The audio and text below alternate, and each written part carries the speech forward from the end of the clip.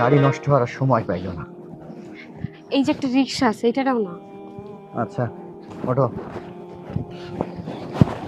তাই মুরব্বি চালান, ওঠো।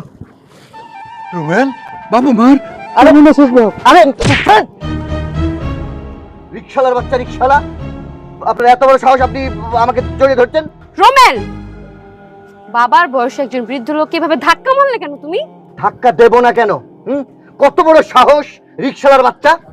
এই দেখো, এই রুটি মাখা আমার সারা শরীর নষ্ট করে দিয়েছে। তো রুটি খাওয়া আমি দেখাচ্ছি, বদমাইশ। তাই বলে তুমি ওনার গায়ে হাত তুলবে, ওনার মুখের খাবার ফেলে দেবে? বেশ করেছি, আমার তো উচিত ছিল পায়ের জুতা খুলে ওর গাল লাল করে দেওয়া। বাজান, আপনি ভুল করছেন। আপনার পায়ের থেকে ওই জুতাটা খুইলা আমার ইচ্ছা মতন পিটান, তাইলে আপনার মনের জ্বালাটা মিটবো। চুপ, একটাও কথা বলবি না। হ্যাঁ, নোংরা শরীরে আমার জড়িয়ে ধরে আবার লেকচার মারা শুরু করছে। কোনো কথা না বলে সোজা রিক্সা চালিয়ে চল। এই তুমি দাঁড়িয়ে দাঁড়িয়ে কথা কি শুনছো? ওঠো, ওঠো বলছি। না স্যার, আমি আপনার ঘরে আমার রিক্সা নিতে পারবো না, আপনারা অন্য রিক্সায় যান। কত বড় বেয়াদব, যত বড় মুখ নয় তত বড় কথা। দেখলে দেখলে ওর সাহস কত বড়। এই তুই আমাকে চিনিস?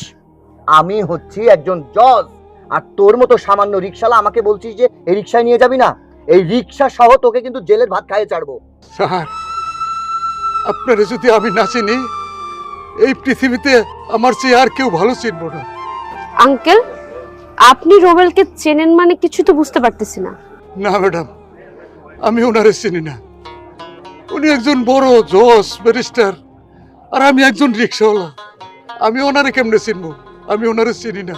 হয়েছে হয়েছে, এম সাহেব আমি ওনাকে চিনি না, ডায়লগ মারা শুরু হয়েছে। এই বুঝতে পেরেছি, এই বুড়ো হারার সাথে যে কোনো লাভ নেই। এমনিতেই রিক্সা চালাতে পারবে না, তবে রিক্সার অবস্থাও ভালো না। চলো সামনে দেখি। দাঁড়াও, আমাকে কথা বলতে দাও। আচ্ছা আঙ্কেল, আপনার কথাগুলো শুনে এতক্ষণ আমার একটা সন্দেহজনক মনে হচ্ছে।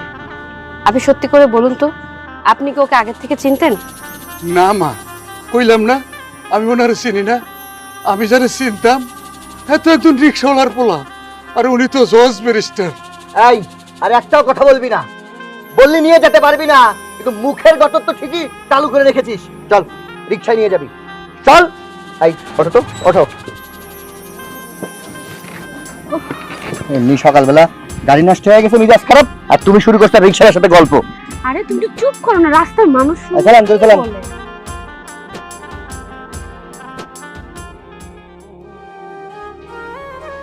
আচ্ছা আচ্ছা, রাখো, এই জায়গায় রাখো। নামো, রাখো। 20 টাকার ভাড়া, 100 টাকা দিয়ে গেলাম। আসো।